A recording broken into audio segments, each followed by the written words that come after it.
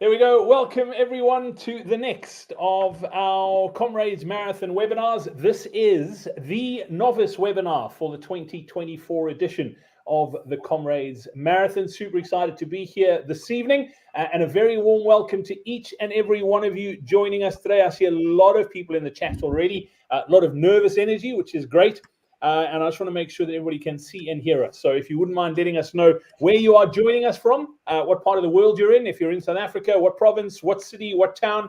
If you're joining us from overseas or on the African continent, please do let us know as well. We'd love to make sure that everything is working 100%. There we go. Gladys is saying good evening from Pretoria, from Acacia. Welcome to you, Gladys. Nice to have you on as well. We've got Craig joining us from Durban by the Sea. Welcome, Craig. Good to have you with us. Yvonne's in Fourways. Fez is joining us in Evander, in Mpumalanga. We've got Shakun is joining us in Durbs as well. Grant's in Leidenburg. Looks like everything is working exactly the way it should. So without further ado, I think let's get straight into the business we're here for tonight, and that is to talk about Comrades Marathon. A very brief introduction, just so you know who our panelists are this evening and what you are going to learn. We're joined by the official Comrades Marathon coach, Lindsay Parry. For the past 15 years, Lindsay has worked with both amateur and professional athletes and helped them to PRs and PBs in some of the world's most prestigious races and events. Some of the names you may recognize. Lindsay's coached back-to-back winners of the Comrades Marathon in Caroline Wasman and Shane Bosman.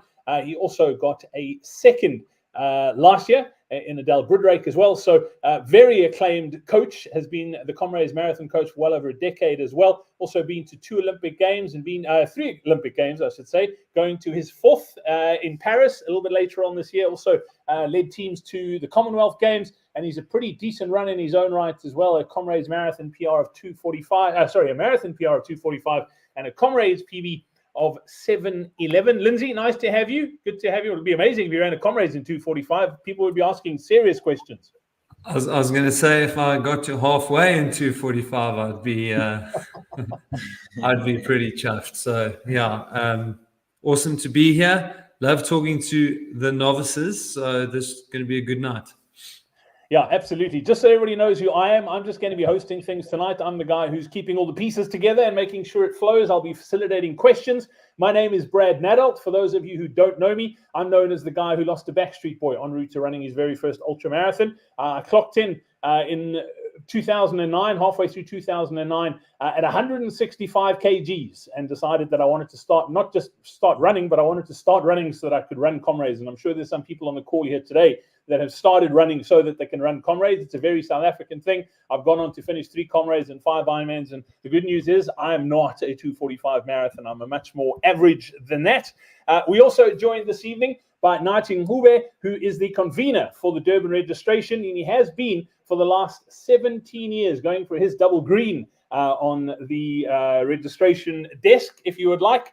Been involved since 2007. He's also a senior sales executive at Audi in Pietermaritzburg. Nathi's is going to be talking us through a little bit what novices can expect and the process that you're going to go through to pick up your stuff at the expo. We'll get Nathi on in just a moment. And then also joining us this evening is Sifiso Ngoma, who is the marketing coordinator for the Comrades Marathon. He's been the MC of the Stomp Awards in Cape Town, also the assistant race director for the Pietermaritzburg City Marathon and the race director for the Green Trail Run.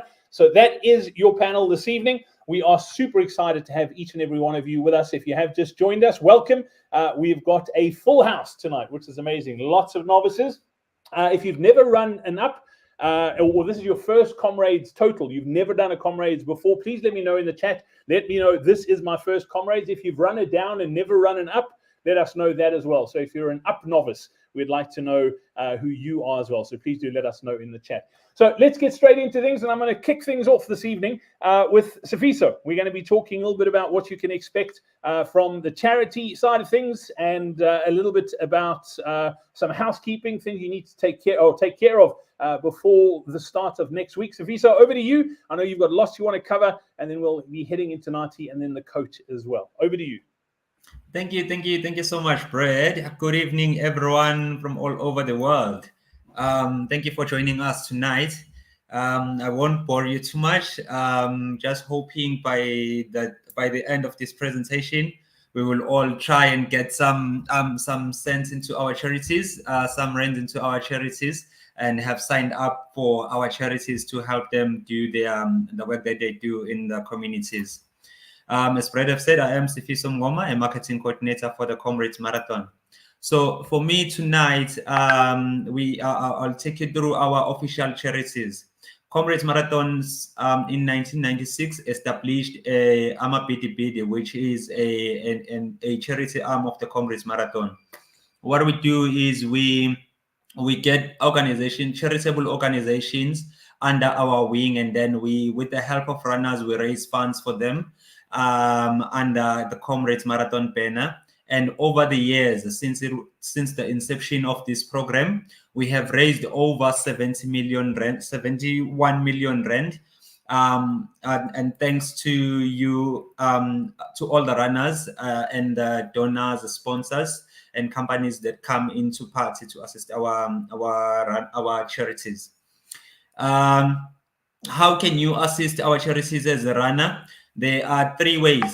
One, we have charity stand at the expo where they are selling some charity merchandise for their organization. We can either buy that merchandise from them to support them, or when you're entering, you do get an option to donate, make a direct donation to a charity of your choice. And then the second option is the race for charity, which I'm going to explain briefly. And then we also have a Toyota Win a Car competition that we run on race day. I will explain that as well. These are our six official charities: Community Chest of Pietermaritzburg and Durban, Childline KZN, South African National Parks Honorary Rangers, Hillcrest Aid Center Trust, which is just along the route on race day, Rise Against Hunger, Africa, Childhood Cancer Foundation of South Africa. So these are the charities, our 3 official charities for the next 3 years. So from this year up until 2026, and then after 2026 race, we will take other applications. They will also need to reapply. And then as a runner, these are the few benefits that you get to get by raising funds for our charities. One, you get to contribute in a cause that is worthy cause that you're passionate or that is close to your heart, that give you some sense of fulfillment as a person. Also, once we have committed to raise funds for a charity, they have a nice tradition that runners who have raised a certain amount for them, they will welcome them with the expo, with a gift or a goodie bag at the expo, just as a token of appreciation for them. They also very much supported their runners. Sometimes they will have even some support groups for their runners, just to support you on your training, on your qualifying, and also on your fundraising campaign. And then at the moment, and then the most important one for today, because this is I think this one is the last time I'm talking about on our webinars. In 4 days time, we will be closing this auction. So what happens is CMA reserve 500 spaces for runners to improve their seeding and start on C-Badge. How you qualify to improve your seeding is by raising a minimum of 6,000 rand for our charities. So if you have raised a minimum of 6,000 rand for our charities, it has to happen before the end of day on the 6th of May. So if you haven't signed up, we have 4 days to raise a minimum of 6,000 rand to improve your seeding. If you have qualified for a time that will put you on H, on G, or any badge that is behind C badge. So if you wanna, because there's a few qualifying events that will be available now, and most of them are far from a lot of people. So this is another chance that you can improve your seeding if you are still looking at improving your seeding on race day. Also, another thing on race day, you know, the training can only take you up to so far, and then at some point you need to dig into something somewhere on your either on your mental strength or somewhere where you draw in your purpose why you are running Comrades Marathon. If you are running for the charity, it gives you, you know, that sense of pride, and also give you some encouragement to push up to the finish line. How to sign up for our charities? It's pretty much easy. You just go to Comrades website and go to sign in. Once you click on sign in, you'll be redirected to this page, which is EasyReg. You click on login. You put in your email address, your password. If you have forgotten your password, and you want to make sure that you sign up for our charities, hit us up on our social media. You can inbox us your ID number or your reference, your entry reference. We'll check your ID. We'll check your password for you and or reset your password for you. Also, you do have an option to reset your password there on the system. If you have forgotten your password, then you can you'll be logged into your profile. A lot of people also uses quite a lot of different email addresses. Sometimes people will go to this page and use their email, and then when they are logged in onto EasyReg, they will not find their Comrades entry. In such instances, I can guarantee you that if you can't find your Comrades entry and you are logged into EasyReg, it's because you have used a different email when you were entering Comrades Marathon. So try and change your email and try your alternative email, the one that you use sometimes. You will find your entry. Once you logged in, then you go to your profile. If you scroll down on your profile, you will come across this writing says join race for charity. You click on join. Once you click on join and confirm yes, you do want to raise funds for charity, then there are 4 things that will be required out of you. One, you can put in your profile picture or any picture that you want to appear on your profile. Number 2, you select the charity that you wish to raise funds for. You can only select one amongst the 6 that I've mentioned earlier. And then on the second space, you can write a message. Why is that charity close to you, or why do you want to raise funds for that particular charity? And then the most important one, and then you set your target. How much would you like to raise? You can set your target as big as you can or as small as you can. Nothing is too big and nothing is too small. Every cent counts. For instance, if you have maybe set a target of 100,000 and unfortunately by the time it raise time you have raised 50,000, there is no shame in raising below your target. Also, if you have maybe set a target of 6,000 and then you happen to have a contact who will support you, and you can go up to as much as you can go past the 6,000 that you've set on the system. The system will not block you once you reach 6,000. Then you press save down there. Once you save that information, your name will then be redirected, or it will appear on the list of runners that are raising funds for our charities on Comrades website. So what people will see is the picture that you've put in, your name, the name of the charity that you're raising funds for, your target, how much you targeting to raise, and how much you have raised so far. The person who's our leading fundraiser at the moment, her target was 6,000 rand. As it stands, she's sitting on 69,750 rand. And also, thank you very much. We are sitting at on overall, we are currently sitting on over 2.6 million, just under race for charity. So that's all thanks to the runners that are supporting the people who are fundraising here, and the fundraisers themselves that have taken up an initiative to sign up for our charities and raise funds for them. There's still a chance you can sign up. It's never too late. For those that have signed up already, after the 6th, you can still continue to raise funds for the charity up until 2 weeks after the race. So if you sign up now, and for any reason you only hearing this information now, you can sign up and raise funds up until 2 weeks after the race. So after the 6th, we don't close your fundraising profile. You continue to raise funds up until race time. What will cost you as a runner to raise funds for our charity? I would love to say nothing will cost you, but you need to have some time to contact your people or companies that you think they can be able to assist you. You need to pour in some love for that particular charity. You need to be patient and also have a sheer will to make a difference in our communities.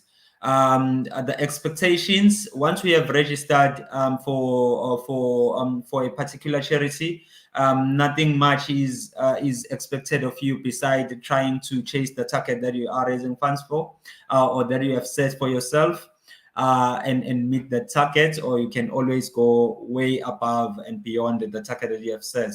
You can share your link on your social media, on Facebook, on X. You can copy the link and share it on WhatsApp or just direct on email. So when people who know you see you on that list that was on my previous slide, when they click on your name, this is how your profile will appear. What they will need to do is to click on that donate button. When they click on donate button, they can write a message for you, words of encouragement, and then select the amount that they want to put on your fundraising campaign. And then they once they press submit, they will be redirected to a payment portal, which allows your instant EFT, credit card, and any online payments. And the last option to assist our charities, I often refer this as the cheapest car in South Africa at the moment. So Toyota has provided us with a brand new Corolla Cross to run this competition and raise funds for our charities. We sell raffle tickets. They are available on Comrades website under charity tab. You can buy as many tickets as you want to maximize your chances to win the car on race day, or you can buy a raffle ticket directly from our charities. They will have raffle tickets at the expo. They currently have raffle tickets if you are closer to any branch of the charities that I've mentioned above. This competition is open up to only South Africans. Also, it doesn't matter whether you're a runner or a non-runner, you can enter this competition and try and raise and assist in raising funds for our charities. All proceeds from the ticket sales for this competition goes directly to our charities. And then moving forward on some housekeeping, we are looking forward to our expo, which will be starting on the 6th of June at Durban Exhibition Center. If you are looking for a stand, there are still few stands available if you would like to exhibit. More information is available on our website. Our stand packages starts from 18,900 Rand and going up depending on the size of the stand that you would like to purchase. For us as runners, we will officially open the expo at 10 a.m. on Thursday, 6 June, and close at 7. On Friday, we open at 6 and close at 9. At 7. I beg your pardon. And then on the last day of the expo, which is Saturday, we open at 9 and close a bit early at 4. Today we are lucky we have Nati who will take you through what happens once you are not at the expo at 4, because at 4 we really close the venue, and if you are unable to collect your race numbers on time, unfortunately your whole year training will be thrown out of the window. Last but not least,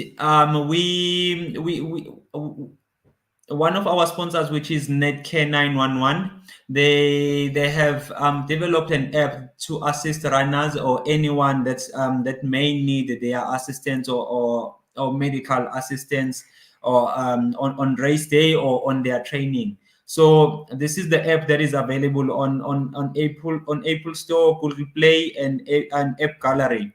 How this app assists you? It has a live tracking. So if you have the app on your phone and you happen to need medical assistance, you can click on help on the app. So Netcare 911 will be able to locate you exactly where you are and be there as soon as possible. On race day in particular, it will also help you if you happen to need any medical assistance. They will be able to track you and not rely on phone calls and get people to give them directions where you are located. So this will come in handy. I think it's always nice to be safe than sorry. So if you happen to need medical assistance, make sure that you do have this app so that you can get the assistance as soon as possible. That's it for me tonight. Please follow us on our socials for more updates. Would love to say break a leg, but we need those legs on the 9th of June. So keep them safe. Thank you so much. Awesome, Sifiso. Thank you so much for that. A couple of questions before I let you go. One from Tanae asking, let me just pop this up on screen so we can see it. Tanae is saying, do international runners have to get club captains to submit their names? Do they need to get club captains? Yeah, so how the South Africans get verified by their running clubs? Do the international runners need to be verified? Oh, I'll need to consult with our IT guys on that side. If you are on socials, please drop us a DM. I'll confirm for you. Or you can just drop us an email, info@comrades.com. We'll give you the correct information on that one. I'm not sure. Perfect. And then here's another one from Ingo. Ingo is saying, is it possible to get the runner's shirt without starting as I'm listed but injured?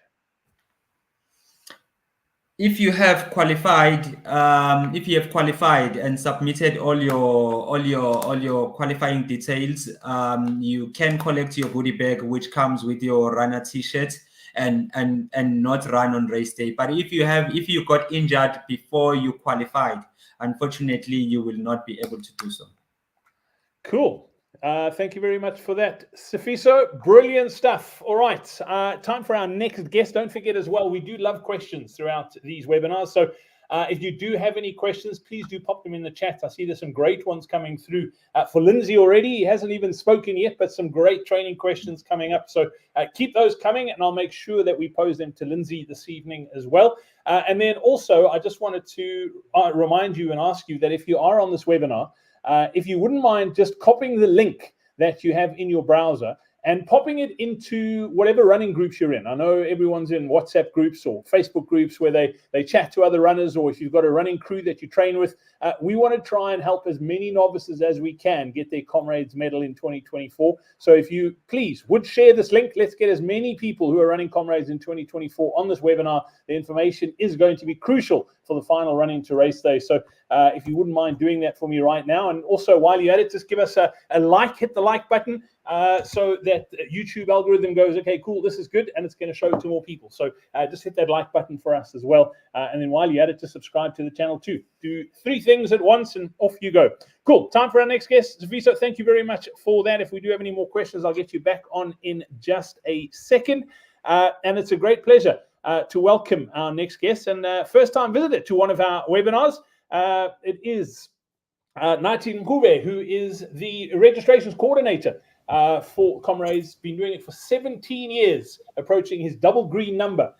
Been doing it since 2007 and wanted to run through some logistical things, particularly for the novices who haven't experienced the Comrades registration before, some of the things to look out for and some of the things you need to know as you head towards Comrades race weekend. And what you need to do and things not to do. So, Nathi, thank you so much for joining us this evening. I'm going to hand it over to you. I know you've got some wisdom to share with our runners. Welcome. It's good to have you with us. Good evening, ladies and gentlemen. Thank you for having me, Brad, and for all the panelists. Um, as Brad has introduced me, I've been with Comrades registration for 17 years. But obviously, prior to that, I was involved with driving the buses, and I think I've been with Comrades for over 20 years now. As a child who grew up in the Comrades fraternity, my stepmom used to work for Comrades, so I grew up playing around the Comrades house and doing all the chores the kids can do around the place. So for me to be part of Comrades was more of a giving back kind of situation where I give away time of my work and then go help at Comrades. Ever since I'm a volunteer, we do it for free. So it's a give back time for me during the time of the year. Welcome to all the novices this year. We welcome you. Congratulations on all your training, and I look forward to seeing you guys at the Comrades this year at the expo, where I'll be handing over your numbers, your T-shirts, your goodie bags. I guarantee you guys that this year we won't be running out of any T-shirts. We won't have any hiccups. The reason why I asked the guys to rope me in, I wanted just to let the guys understand what's expected of them and what us as Comrades are wanting to do to make the life of a runner simple and smooth. I'll start from the queues outside, people queuing in, coming into the exhibition center. I'd urge each and every one of you, please get family members, friends, girlfriends to go through the main entrance where all the people are going through. The queues are strictly for you as a runner. If you're gonna rope in your friend, your family, your wife, girlfriend, whatsoever, it's gonna make the queues look longer, and then you're gonna feel like Comrades is taking our time. They're not doing what they should be doing inside, and then that will then end up ruining your day. Whereas if we didn't have spouses and friends on the queue, we will make the queues a little bit shorter, and then they'll be smooth and move quick. I know you like to take selfies on that queue, and you like to take selfies when you're getting your number. Especially the novices would like to take the selfies and someone take a photo while they're getting their first number over the counter. But for me, guys, I just urge you guys just to do it over the line. Once you pass the collection area, we do have a place designated for all the runners to take photos and on the Comrades emblem and all of that. With regards to other things as well, like getting a friend to pick up your number, you are running late. We are working on a smooth process where it will be an SMS and online system where we verify that the parties have agreed on collecting on one another's behalf, because there are a lot of discrepancies when it comes to collecting for somebody else, because we find some runners would come and say, I did not send anybody to pick up my T-shirt or my numbers and stuff like that. And then it costs to reprint a number. So I urge you guys to communicate with all the other runners that are not on the webinar today, that should you need to get somebody to collect a number for you, please follow the online process, which will go live soon. And then please go through your final race instructions on the letter that will come or emails that will come to you guys. And just make your life, our life, easy, because my job at Comrades is to make a life of a runner as simple, as memorable, in a positive way, like by far. That's my job. That's my job, to make a runner's life easy and a race that is memorable. So especially for novices, guys, I urge you will meet me there. I'm a black big guy, as you can see me now, if you can see me. So if you ask for Nati, I'll be the guy, and I love all the runners. I've been doing it for 17 years. consecutive, and I've never missed a year because I love meeting new people. I've made so many friends through Comrades and through the registration. Something not to forget as well is to update your details before the 6th. The 6th is the cutoff day, the 6th of May. So I urge all of you guys to, if you want to change something, your t-shirt size or something, rather change it as early as possible so we know how many small, medium t-shirts we have to cater for and stuff like that. I don't want to see a runner this year that doesn't have a t-shirt, and I don't have a t-shirt size that fits me. So I've communicated with the office. The race director has assured us that we will have enough t-shirts, enough goodie bags for each and every runner that's coming through. Yeah, so Sfiso has elaborated as well on the guys who got injured, that won't be able to be running but qualified, and they still want their t-shirts and goodie bag. Yes, you are more than welcome to come through, but under the conditions that you've qualified, all the boxes are ticked. It's just that you are injured or you got flu. You're more than welcome to come. You won't get your race number, although you'll get your goodie bag. So that's what I have, and I think I needed to come on board so I can just let the guys know and as to what expected of them and what can they expect from us. And the love of Comrades I have is the love of you guys. Nanti, that was awesome. Thank you so much for sharing this. I do have one question for you. Let me just find it quick. It was from Hadness. Hadness wants to know, is there any documentation that we as runners need to bring to registration in order to pick up our race packs and numbers? Yes, please. They do get a confirmation emailed to them, which comes with the QR code, which we then have to scan. Driver's license ID would be handy to have to easy identify the actual runner. It helps us a lot. But the confirmation that you get either on email or SMS link, things like that, please bring those things along because that helps us a lot. And all those oaks who are not yet on smartphones, please pass the messages. I've got a lot of people that I know that don't have smartphones. Please pass the message that if somebody's doing, somebody entered on behalf of someone, please print those confirmations and bring them along. And but mostly the picking up on behalf of somebody. We are working on that as part of the smooth and easy going, because it's becoming a problem. It's a teething problem for us when people come and say, I never sent anybody to come collect my stuff. I want my stuff. So we want everybody to be happy, no one to lose their cool. Yes, and the cutoff times on the day of registration, the 3 days, Sfiso did mention them. We close at 4 on that Saturday. So if you know you're going to be arriving on Saturday, please leave home as early as possible.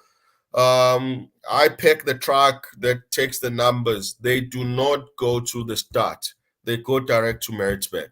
So from Durban, straight on the truck to Pietermaritzburg, and then you won't be able to get your number at the start. Yeah, or anything else, pop us a mail or on socials. You can tag my name, Natim Nube, at Natim Nube or at Comrades.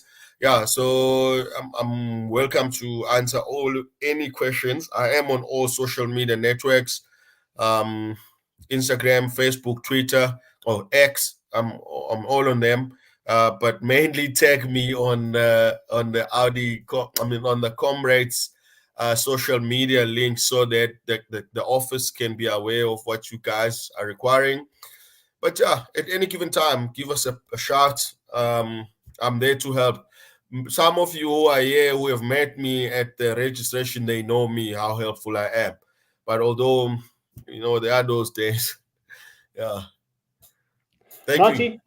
You're a legend, Thanks, my man. brother. Thank you so much. We look forward to seeing you down in Durban in just a few weeks' time. Thank you for your time tonight. We do appreciate it, and we look forward to catching up in KZN. Yeah, thanks, man. And we got a surprise for the runners on the goodie bag this time. So I'm not going to spill the beans now, but yeah, they must look forward to having that goodie bag. It's going to be a nice, lovely goodie bag. So yeah, looking forward to see you all, guys. Enjoy. I love it. Cool. Thanks. Great comment from Vadner saying, thank you guys for all you do for the runners. You are true comrades. There we go. Nati, that's for Thumbs you and up. the rest of the crew at Comrades Thank you. down in KZN. Thank you so much once again. All right, cool. Time to get the coach on. And let's start talking some final run-in into Comrades and what you can expect as we head towards Comrades race day. We are in for an absolute goodie. Let me just move that there. Lindsay Perry, nice to have you with us. You're looking... Now you're getting serious. You got the glasses on. It's time to get serious. All right, let's start talking some Comrades things. Before I do, though, I did ask everybody to share this, and we've got 500 people on. We had just under 500 on when I asked to share. We've got just over 500 now, so not everybody shared it. So I think we should wait. It could get awkward because we might wait a while, but just copy the link and pop it onto Facebook or pop it into a WhatsApp group. We're not going anywhere. So, Lindsay, I think we can wait a while. Well, what we can do is confirm that international runners do not need club captains to verify them. They verify themselves. And so, look, the IT team does check these things, and the international runners are probably a small enough number that they can go on and make sure that you didn't make up your marathon. So, yeah, at least one answer. Cool. Fabulous. Thank you very much for that. I'm going to hand it over to you. You've got lots you want to share with our novices this evening. I've got lots of questions for you already. I think we might be here all night, but that's great because there are some phenomenal questions already. I've seen them. Keep them coming in the chat, and I will then pose those two questions. But those to Lindsay, and I know he's got a few things that he wants to run through with you tonight. So it's over to you, Coach. I'm going to pop up my own slides. I can't control your deck, Brad. So let me just edit now. Remove from the studio. That's one there.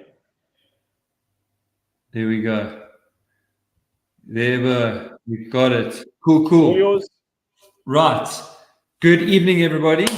I love talking to novices, and yeah, I'm guessing with just over 500, that is a novice roadshow. We roadshow webinar. We had another one last week that was for I wanted to say normal people, but novices are also normal people for the general runner. So there's obviously some overlap, and really I'm of the opinion that you probably can't hear this stuff enough. So there will be a little bit of bit of overlap, a little bit of repetition, and then we'll also dive into a little bit more detail.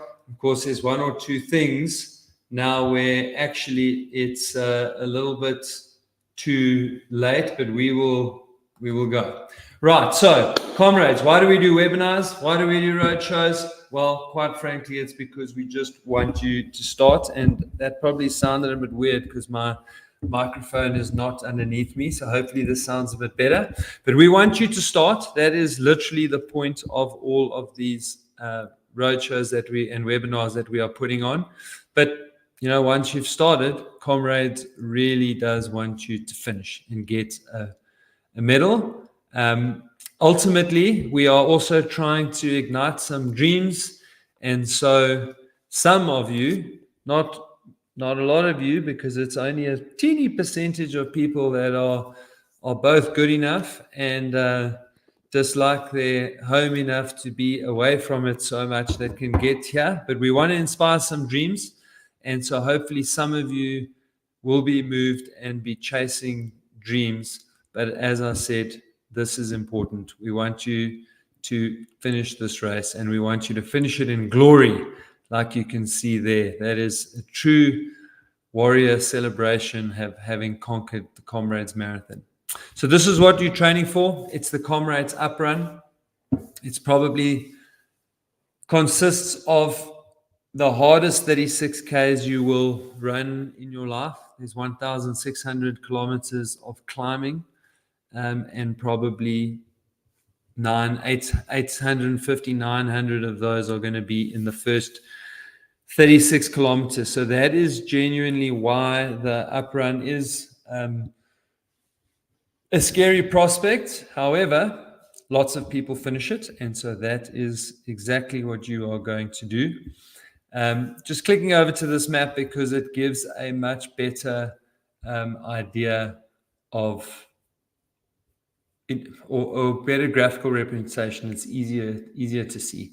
And essentially, when you look at Comrades, you start going up, and that's you are left in very little doubt as to what you're doing. So we run about 800 meters, and then you are climbing up onto the highway, and then the highway are rolling hills over Tollgate Bridge, down to the Mayville, turn off, and then you literally have your first climb up 45th cutting, and that then once you get off 45th cutting and you're running all the way through Westville into Cowie's Hill, and that is the gateway to Pinetown. Then you'll get a little bit of relief, and then honestly, Fields Hill is where you kind of realize how hard the race is going to be.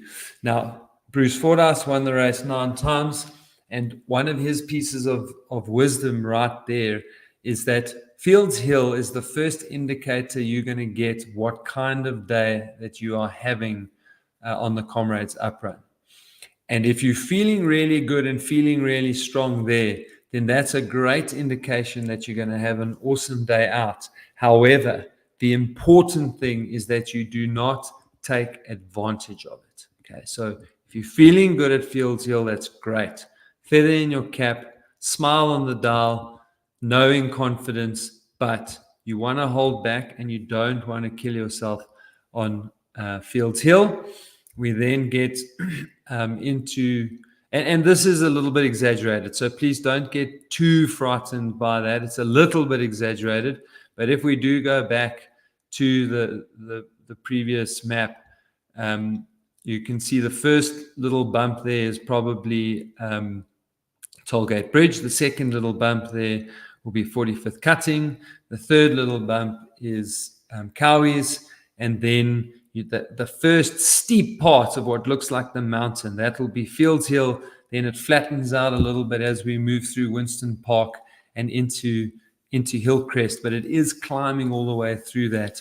A little dip before we then go up Bothers Hill, and then finally from Bothers Hill we then get some really nice running into halfway, and you're going to use that downhill to both recover and to make up a little bit of time without trying. Okay, you've run enough runs now to know that when you run downhill, you make up time. You don't have to push to make up time downhill. So no need to panic. You can roll down into Drummond, and then as far as I'm concerned, we then run in Chunga, the hardest climb of the day, to take us up to about 50 kilometers. And then we hit the Harrison Not So Flats, but from there the running genuinely becomes much more pleasant. So there are still some climbs.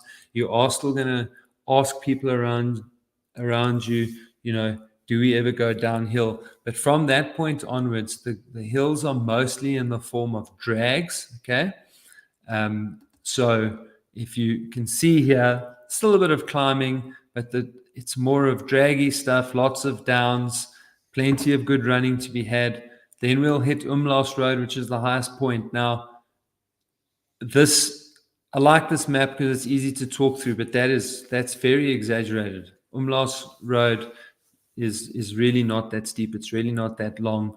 It's short enough and it's gradual enough that you could walk the whole way up. You wouldn't lose much time. And then you get the best running of the up run that'll take you all the way down to Little Polly's. And you'll know you're on Little Polly's because you'll think you're on Polly Shorts. But it's just because it'll be the first climbing you've done for quite a while. and it'll be over way too quickly. And the first way to know that you're definitely not on poly shorts is you'll go, oh, this must be poly shorts, and then you'll think, oh, that wasn't so bad, and then you will know that it wasn't poly shorts, because poly shorts is that bad. But again, luckily, it's not that long. It is very close to the finish. And so what you're going to do there is you're going to run, walk, and get yourself over the top. And then it's almost all downhill to the finish. And in particular, with the new finish that we're going to be doing, there's still a couple of little pulls. So please don't come and find me after the race and shake me, because there's still some very little drags, but by and large, those last, let's call it 6.7 or so kilometers from the top of poly shorts are almost all going to be downhill. Okay, so just for some reference, Cowie's Hill, Fields Hill, these are all hills that you've heard me say now in the talk already. You'll hear people talking about them all the time. They are the so-called big five on the up run. But what's really important for me is that you just know that there are going to be a whole lot of other climbs, Tollgate Bridge, 45th Cutting, the Harrison Not So Flat, Umlast Road, the highest point, Little Polly. So there are other roads with names that you want to be aware of, and that the up run does have a lot of climbing. In fact, 1,600 meters of climbing versus about 980, let's call it 1,000 meters of downhill. So there is also a lot of downhill. Your net gain is about 600 meters between Durban and Pietermaritzburg. Okay, so moving on to our preparation, we are now really entering the final phases of training. We are now in May. Okay, so we've done March, done April, we're in May, and we're coming off the April peaks. Most of you should have done your Comrades long run this past weekend. There are a couple that are probably still going to do a longish run this weekend. So I'm still going to talk about the long run. For some of you, that's going to be past tense. For some of you, that is imminent. It's in a few days' time. But after that, we're going to then start the slow taper, and I'm going to talk about that taper tonight. Okay. Then moving on to bronze, we're going to be peaking out first week of May. This final week now probably will be higher than 70 Ks just because of the long run if you haven't done it. Last week, it would have been a bit higher than that, but we are then starting to cut back and make our way down to June. Robert Machali, 75-80 was our peak. We're slowly coming off that into the 50 to 60 Ks. Bill Roans are coming off their 100K weeks now, and they are starting to cruise down into the 60s and 70s. And the silver medalists are coming off their 130 to 160K peaks and should now be rolling down to 80 to 100. And your silver medalists, even if you're a novice, probably be doing the long run this coming weekend, or at the latest the following weekend, 11th, 12th of May. Those will be our options for those long runs. So jumping into that in terms of the long runs. So for the majority of the novices, I hope you either did it this past weekend or yesterday. So there were tons of long runs, final races, qualifiers, etc. going on.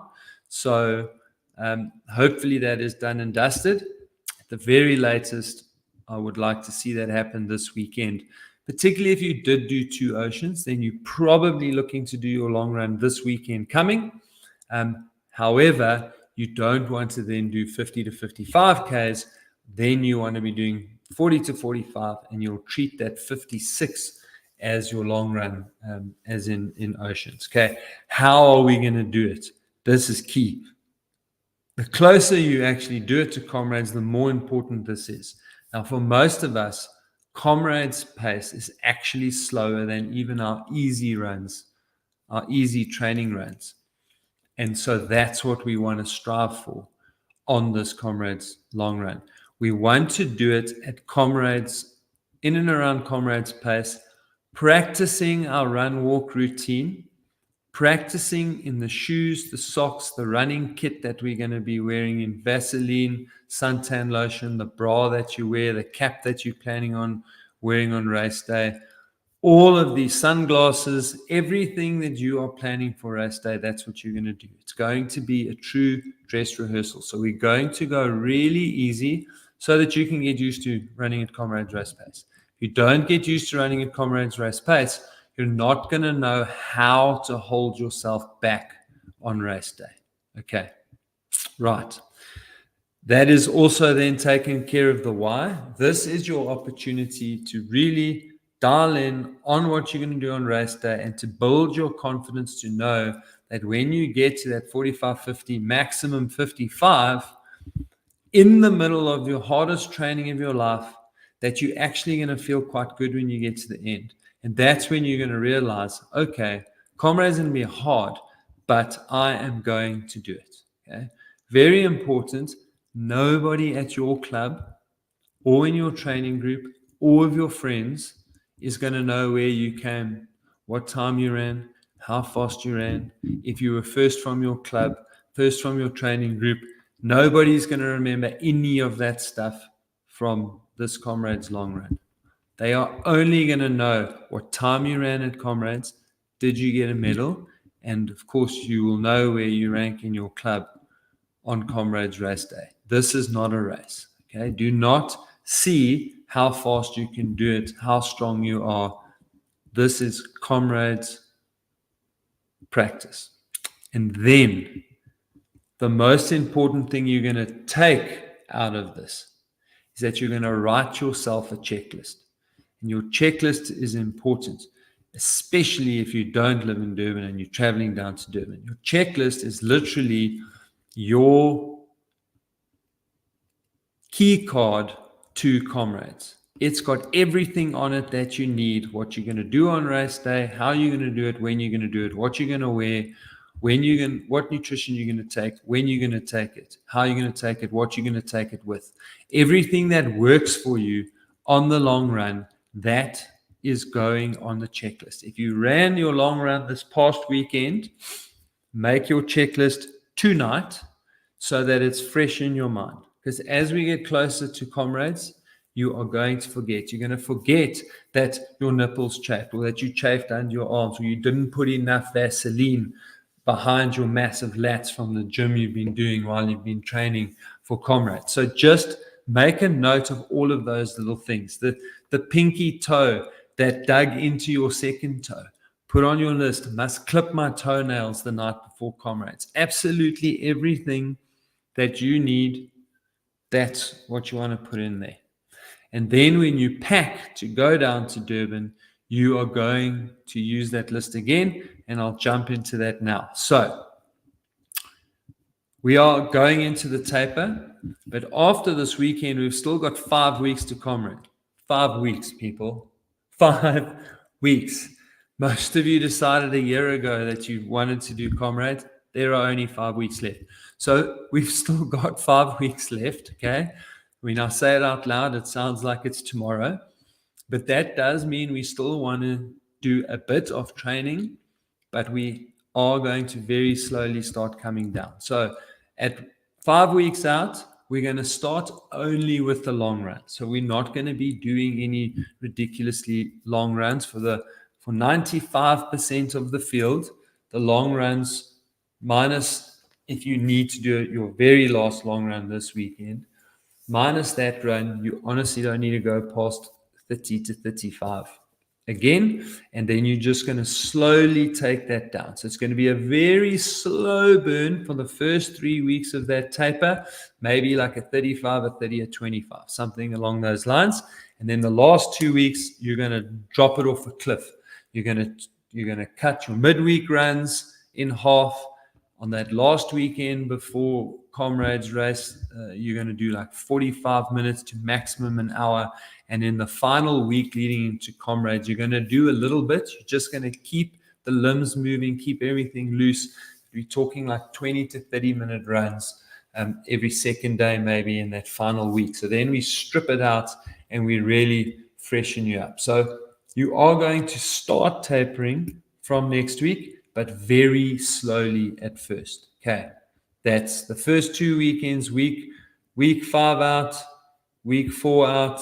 Those will be moderately long runs. Week 3 out, much shorter. Week 2 out, very short. And that's how we'll roll from here on in. Okay. How important is it? It's everything. Okay. You've trained so hard to get yourself to this point. The taper is everything. The taper is going to make sure that you can fully use the fitness that you have gained. It's important to drive fatigue so that you get fitter. And then it's very important to get rid of the fatigue so that you can perform.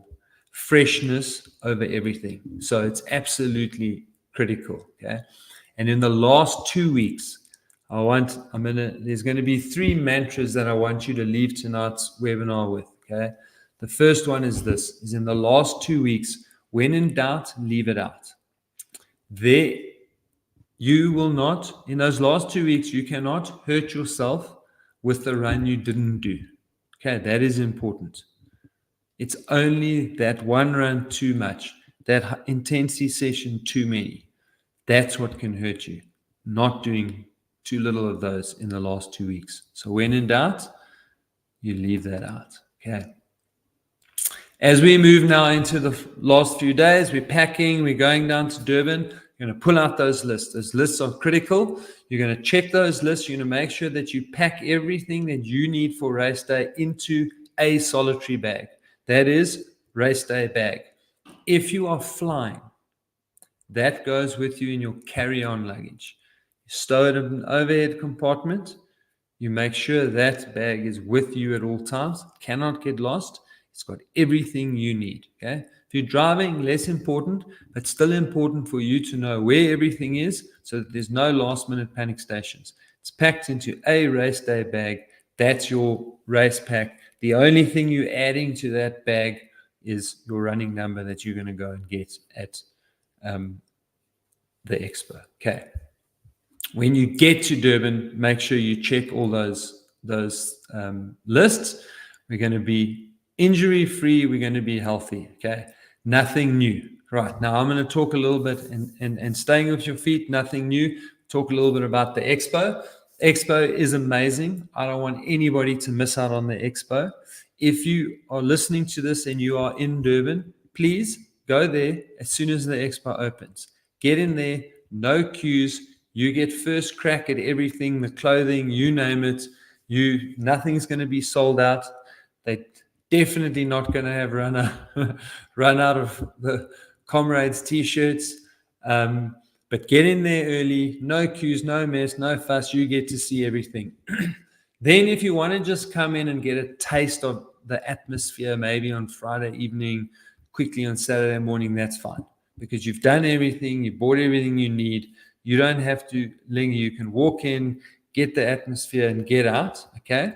But what's important is that if you can avoid those crowds, you also minimize your risk of getting sick. So if you live in Durban, get in there early, get out.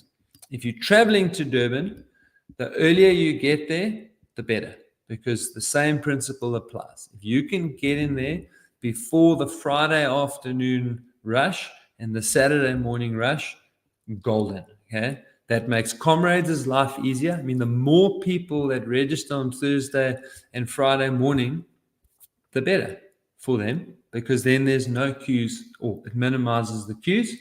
Then obviously Friday and Saturday are going to be busy, and a lot of us can't afford the time away from work, etc. So that's not an issue. But for those of us who can, let's do it. Let's get us through the system. If we get a good couple of thousand through the system early, that means that it's much easier for everyone else.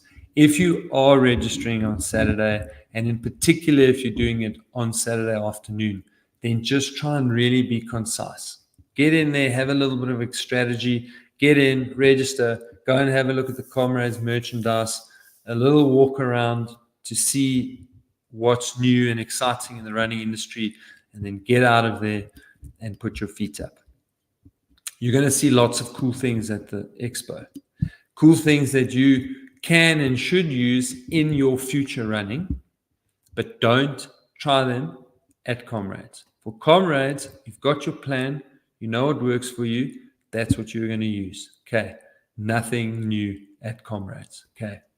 Right. For race day, You're going to wake up and you're going to use your list to get dressed. As this is important, you're going to be nervous. So if you don't do this, you're going to forget stuff. I have forgotten stuff. It just happens. You're nervous. You've got a lot of things to think about. You don't want to be late. Lindsay told me not to be late. I've got to get into my seating pen. You're in a little bit of a rush. You're always late. So use your list, get dressed, put the Vaseline, the cream, the plasters, the suntan lotion, the hat, the gels, whatever you're going to put on your person. Use your list, tick it off as you put it on your person. Get to the start early. Make sure that you get, well, don't make sure, but it's easier if you get dropped off. If you're staying in Durban and staying in the hotels along the beachfront, it's quite nice because lots of people walk from there. So it's a little bit of a walk, but it's a safe walk because of the sheer number of people that are walking. But otherwise, try and get dropped off and let your spectators go. I mean, there are already 23,000 people who've entered Comrades. So if everybody brings someone along, that means we're trying to get 50,000 people into the starting area, and it just starts to get difficult for everybody. But you want to get there early, because if you get there late, if you're there if you're not inside your pen 15 minutes before the race starts, they will close those seating pens and you will be sent to the back. And there is extra security this year because last year runners who don't know how to behave pulled down barriers, went into seating pens they weren't supposed to. There's extra security, so when that closes, you are going to go to the back. So make sure you are there early. Take the stress out of it. Okay. Now, the biggest stat. Sfiso jokes about it. Breaking a leg. This is what you need to know. Why 68% of finishers don't get a medal. That doesn't make sense. You know, I haven't been reading it while I've been using it, but it's why 68% of people who don't finish don't get a medal, and it's because they start with an injury. 68% of the people who don't finish Comrades start with an injury. And so you want to do everything you can now to make sure that you don't get an injury. If you have an injury in these last 5 weeks, you need to treat it like your house is burning down. Don't go into denial. Do something about it. Immediate rest. You stop running, you put on ice, and if it's still sore after 2 days and you're unable to run, you get to a physio. Okay, we don't muck around. You don't want to start Comrades with an injury. Starting Comrades with an injury drastically increases your risk of not finishing Comrades. Okay, so that is absolutely critical, that if you are injured now, or if you pick up an injury in these final weeks, don't think to yourself, I'm almost finished the training, I'm just going to get through this, and then when I taper, I'm going to get better. No. Sort out the injury first, then move forward. That is absolutely important. Okay. Right. Novices, I love this part of the talk. And it's for everybody, but it's especially for those in GNH. This is my talk for the GNH batches. When you get to Comrades, I promise you're not going to experience what you're going to experience at the start of Comrades anywhere else in the world. There isn't another race like it. I've raced everywhere. I've raced London, I've raced New York, I've raced Boston, I've raced in Hungary. I've been to the Olympic Games. I've been to the Commonwealth Games. There is nothing like the start of the Comrades Marathon, okay? And it's not just once you are in the pens. It's when you are going to the race. There is a lot of light around the actual area, but we are coming from the darkness. There's cool music playing. There's a lot of people. As I said, 23,000 people plus friends and family that are all coming into this particular area. Loads of nerves, loads of excitement, loads of runners from all over, groups of people on their own, people from overseas. It's an unbelievable atmosphere. We get into our pens and there is a little bit of standing around and waiting. Then 15 minutes comes, all the barriers are dropped along the seating pens, and we all pack in, and you will feel the 20,000 people. Okay? And then we start to get this build up as Comrades goes through its traditional songs of Chariots and Fire, Shor Shaloza, the national anthem. And the tension and excitement is building. And for South Africans, when that national anthem is playing, it's literally the closest the average person gets to playing against the All Blacks at Kings Park Stadium, of going and being at the Olympic opening ceremony. It's literally, that is our moment. You will have tears, you will have goosebumps. It's really quite something to behold. And then they will have Max Trimborn's cockcrow and a few moments of silence. The cannon goes, and then nothing happens. And you're standing waiting to start, and the clock starts ticking.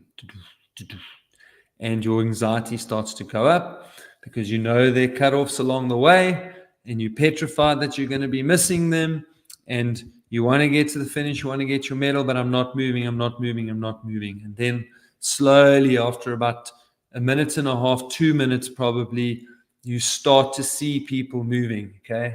And you're just desperate for your turn to come. And then 3.5 minutes, you start to move, but now you can't run, you're walking.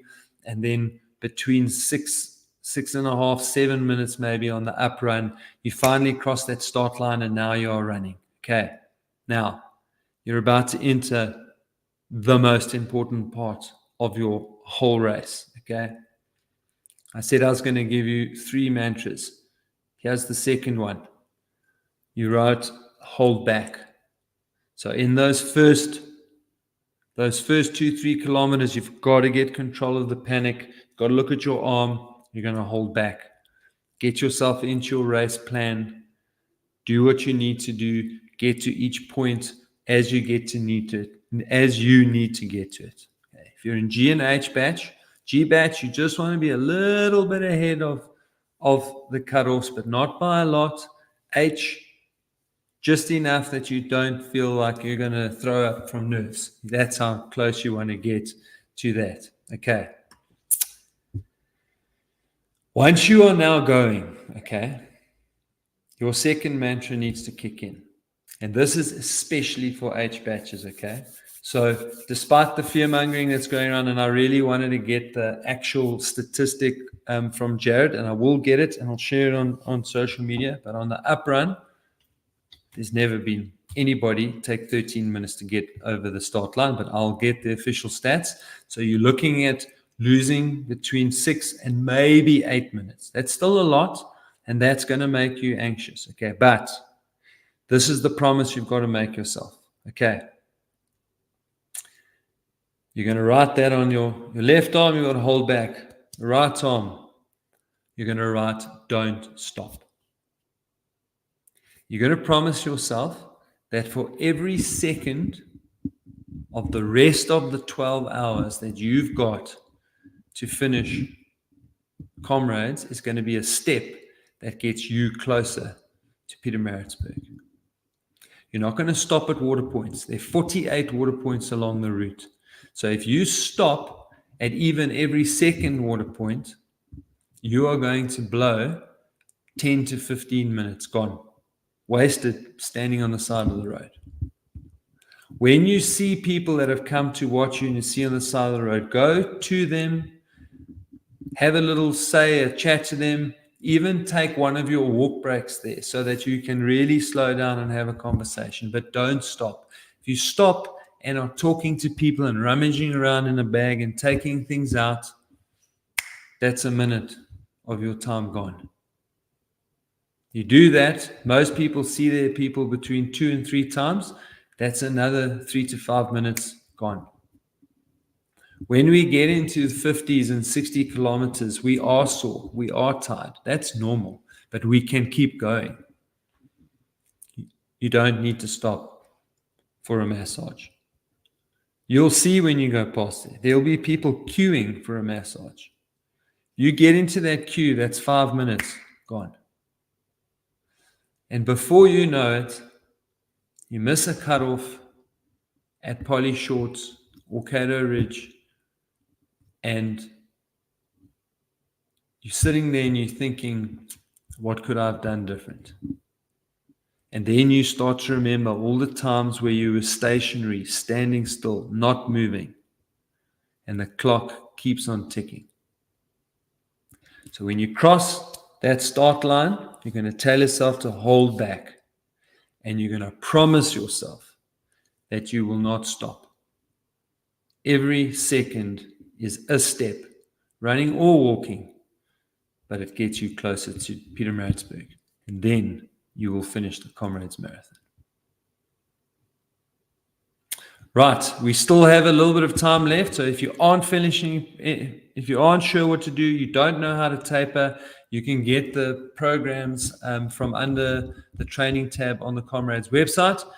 You can obviously still join the Comrades roadmap at Coach Parry for that final run-in and taper. Similarly, for any questions that you have, you're going to ask some tonight. We will have one more webinar before we go into Comrades. And also, if you are on the Coach Parry website, then we have a forum dedicated to getting back to runners within 12 to 24 hours of asking their question.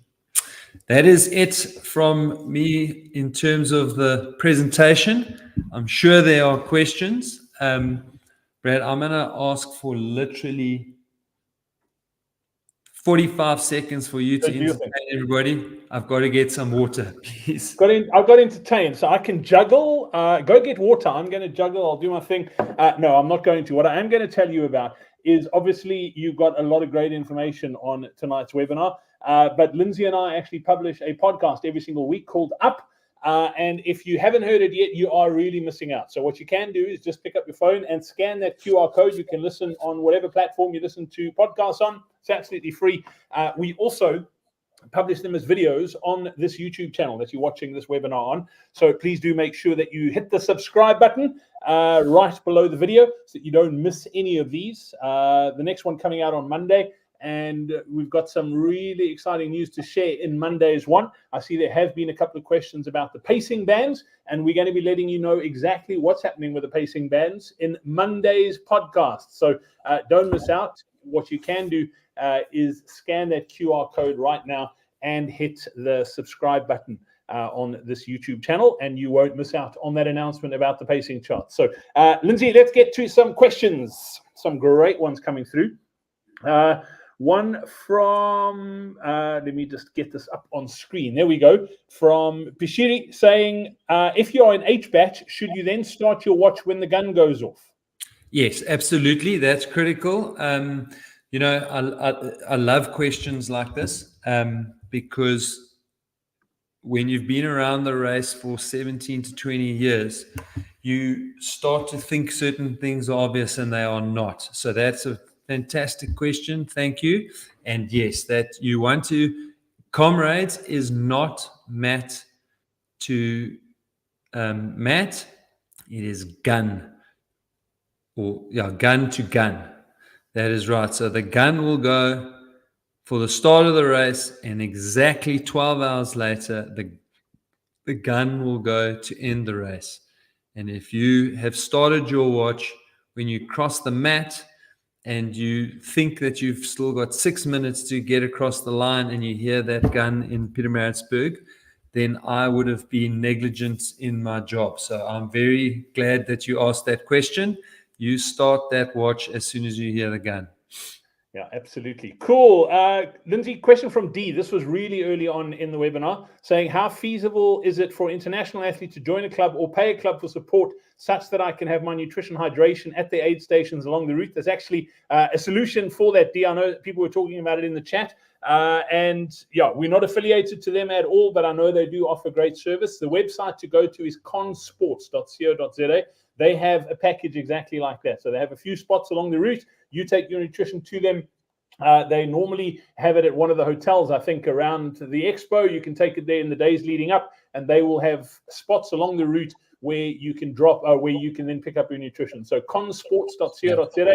The great thing is too, if you are traveling with someone, if you are an international and you don't know the route and you don't know the spectator spots, they've actually got a spectator package as well. So if you're traveling with your spouse, or if you are with someone else and they are a bit worried about getting around, and this isn't just for the internationals, I might add, if you are local and you want to use this, you can as well.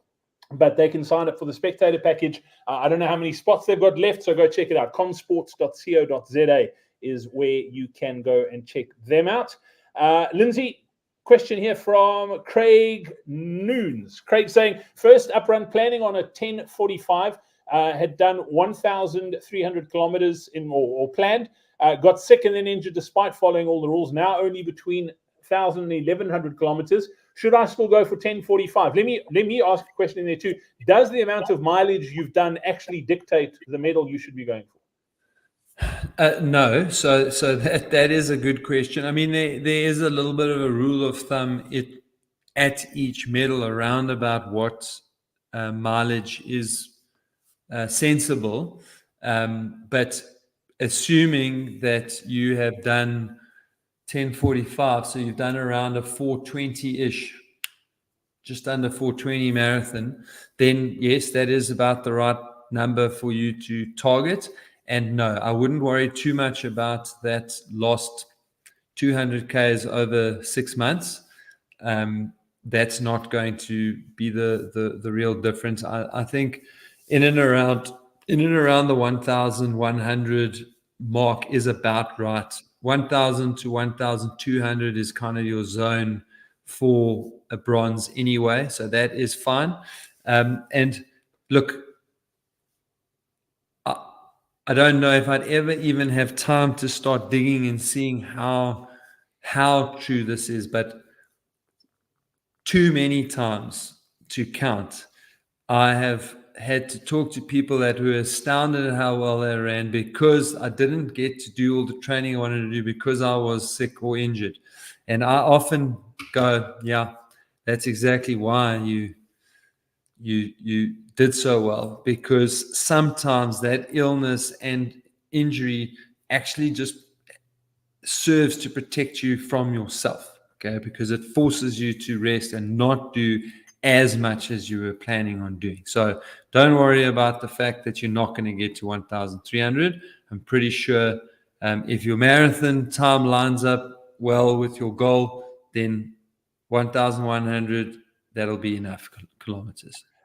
Great question. Yeah, and Lindsay, if I can just throw in, like, just my Comrades PB is just under 10:40, and I've never done close to 1,000 kilometers in training in the build-up to Comrades. So, yeah, I mean, rather make sure you're injury-free than push to get to 1,300 and injure yourself again. That's probably cool. Lindsay, this is another great question from Farai saying, if it's a cold morning, how do we handle the situation in terms of jackets after tog bag time? So Farai, it's Durban. So even though the locals might tell you it's a chilly morning, it's not going to be very cold in Durban. The bigger problem actually is that it gets quite chilly in Pietermaritzburg, and as soon as the sun goes down, it gets very cold. So your question is still relevant in that there are tog bag trucks there. And it's another reason to make sure that you get to the start really early so that you are not standing in huge queues waiting to have your tog bag marked off. So your tog bag will be marked off with your race number. And then at the finish, you will go to the tog bag tent and you will have your race number plus the sticker that they would have stuck onto your race number. And that will match with your tog bag and you will get your warm stuff, etc. Yeah, so look, it is South Africa. I'm not big on sticking valuables into those bags, but yeah, I've never had a problem getting my stuff back from them. And yeah, that'll be your solution, both if it's a bit chilly on the walk to the race, but more importantly, to have something warm and dry that you can change into on the other side. Cool. Let me turn my mic on. Lindsay, question from FJ. I love this. Question 2. FJ is saying, how would you approach the first 30 kilometers in terms of pacing? Steady, slower pace, or a bit faster pace with some walking in between? No, so you really want to hold back, and you almost want to go as slowly in those first 30 Ks as you can stomach to go. Okay, so it's a little game of roulette. So, and when I build the pace charts, I also play a game of roulette, and I go, how conservative can I go and not lose the runners completely? Okay. Because I've got like a really cool algorithm that I've built over years that really gives me a good idea of if someone is aiming for whatever pace, what the relative difference is between running up hills and running down hills. And I can tell you, if I built the pacing charts perfectly to that algorithm, people just wouldn't believe me. But what is really cool, and that is that much more people run negative splits on the up run than do on the down run. Okay. And that is because the up run is that much, even though none of the hills are steep downhill, the up run is still that much easier relative to the first half. So there are much more negative splits run. So yeah, the answer is you go as slow as you can stomach to go. The people that, and I mean, this is typical always. It's always the case. I mean, people at the back of all races get the worst of the conditions. In South Africa, we start races at 5 o'clock. The winners and the fast guys are finished long before 8 o'clock when it's just starting to get hot. Then there's another 2 hours of thumping heat. So you are getting a little bit of the raw deal there. And similarly, you are losing time when you go over that start mat. And so you've got to balance your effort versus making sure that you make the cutoffs. But I've looked at those pacing charts, and even though people know they shouldn't run too fast, the paces that most people go at mean they get under those cutoffs by miles. They still go too fast. But there is at least a minimum speed that you've really got to go at if you are in H-Batch. Yeah. Lindsay, I mentioned it to you on one of the podcasts that we did a couple of weeks ago, watching the London Marathon. And that's the podcast, by the way, if you want to make sure you subscribe. Watching the London Marathon just a couple of weeks ago, and the commentator said you need to get bored before you get tired. And that's kind of the same thing with the Comrades pacing, is you're going to feel like you're going so slow, you're going to get bored, but you're on track. That's what you want to do, right? Exactly. All right, 2 cool questions here. They're very similar, although they are individual. And the reason I'm asking these is because you've got a very cool little calculation that anyone can use to predict their Comrades finish time from their marathon time. So I'm going to ask the 2 questions, and then you can talk about the formula and like what sort of goal you should be setting. The first one is from Lauren, saying, can you estimate a Comrades finish based on a sub-4 marathon? I just ran Boston in 3:55. And then this one from Nick, saying, thanks for the great content, guys. If I ran a 3:48 in qualifying and a 5:07 at Two Oceans, can I run a sub-9? It's my first Comrades. What should I aim for? Time for some public maths, Lindsay. Yeah, so to be honest, it's actually so easy. We don't even have to build a calculator this year, Brad. It's a very straight 2.5 times your marathon time will give you a very accurate idea of what you will run on Comrades race day. Now, before everybody who ran 4:49:59 does the calculation and freaks out because it tells them they're going to do 12:03. Like I said, people on the fringes always get a bit of a raw deal, but also people on the fringes tend to know, like, there is no exit strategy here. I either do this in 11:59 because 12:04 isn't good enough. But for the rest, that 2.5 works pretty damn well. And so the 3:47 507 combo is a borderline bull roan. It's close enough that you can set out for a bull roan. You may not get it, but you won't blow out and do 10 hours. So it may just be that little bit out of reach, and then then the time balloons quickly once you give up in those last like 12, 13 Ks, but it won't balloon to like 9.5. It might go to like 9, 10, 13, 14, depending on how despondent you get. But you could do it. And that's the point, is that it's worth going for because you're right on the bubble. You've done a bit more training since Oceans and a bit more to go. So you will be right there and thereabout for your bull roan. And that 355 at Boston, yeah, I mean, that's going to stick you at about a 950, maybe 947 to 955.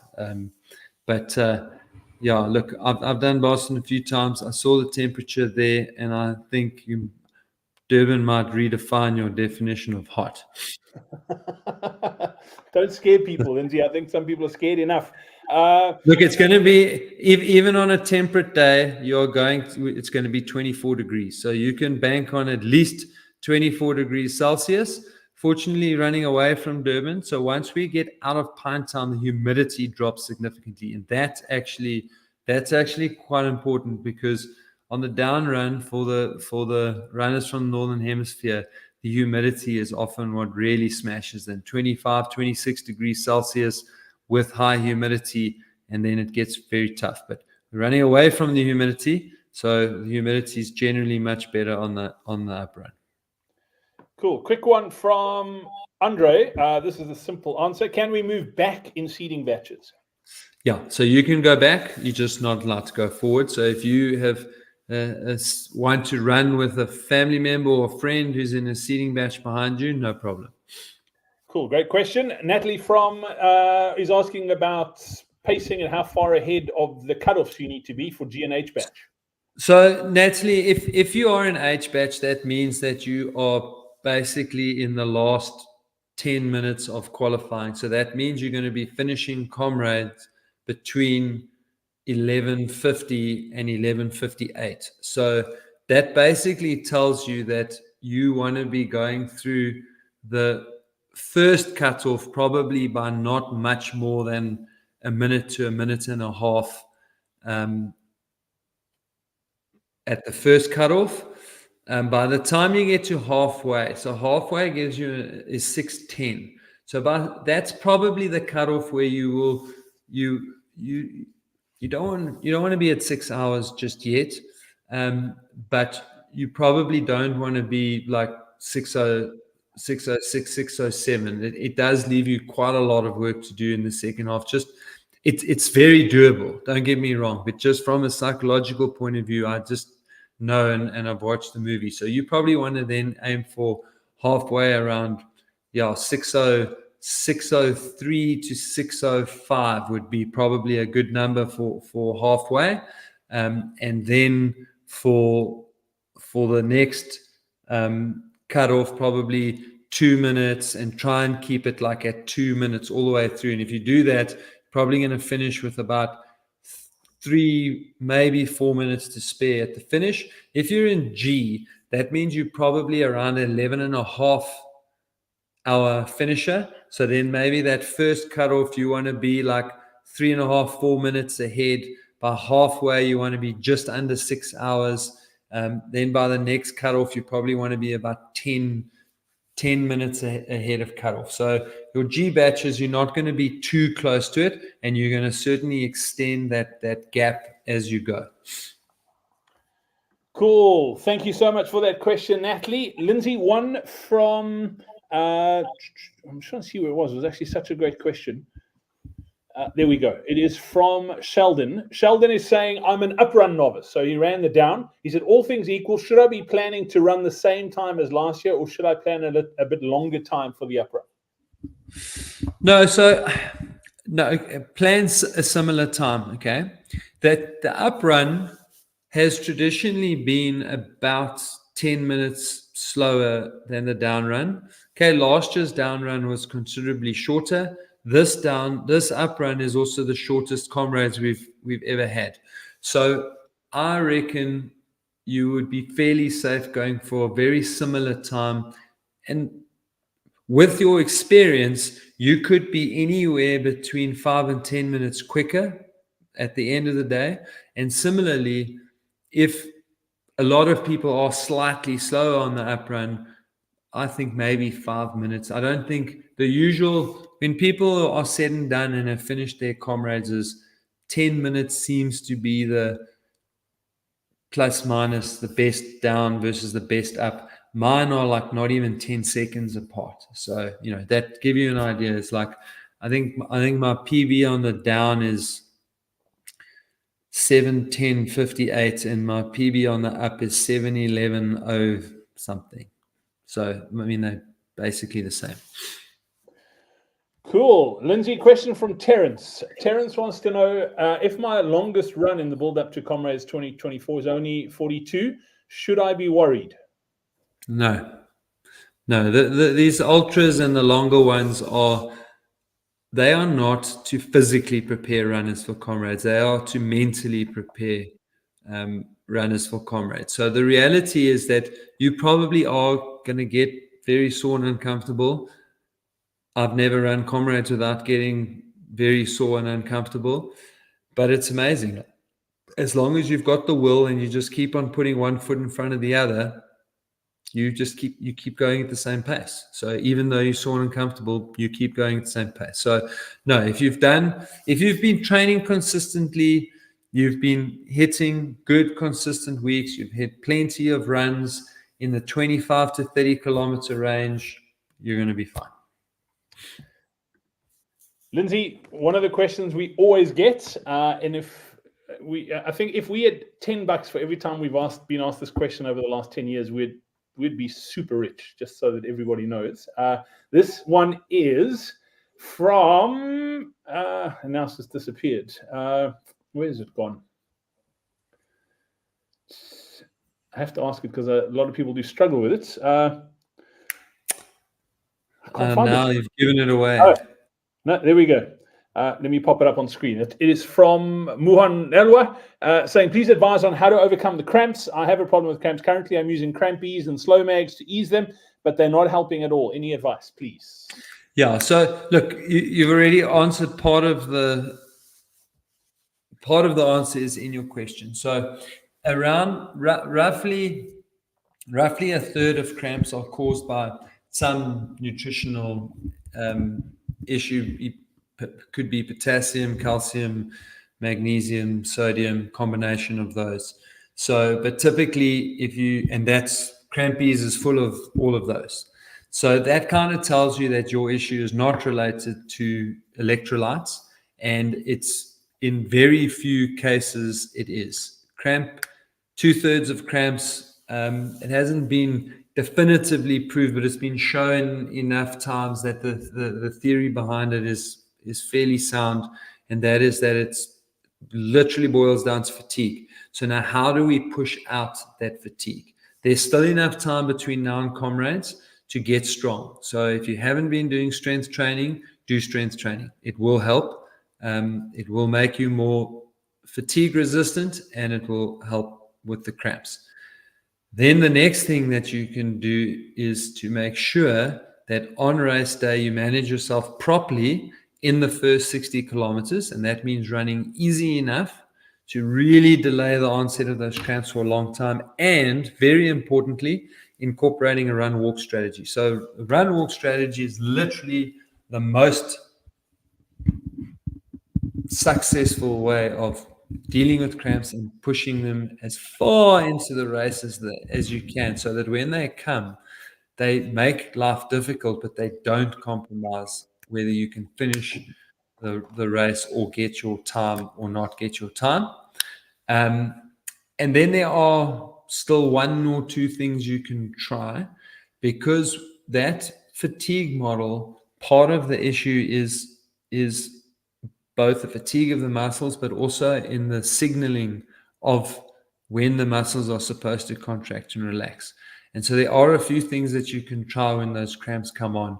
Rennies, sometimes works in some people.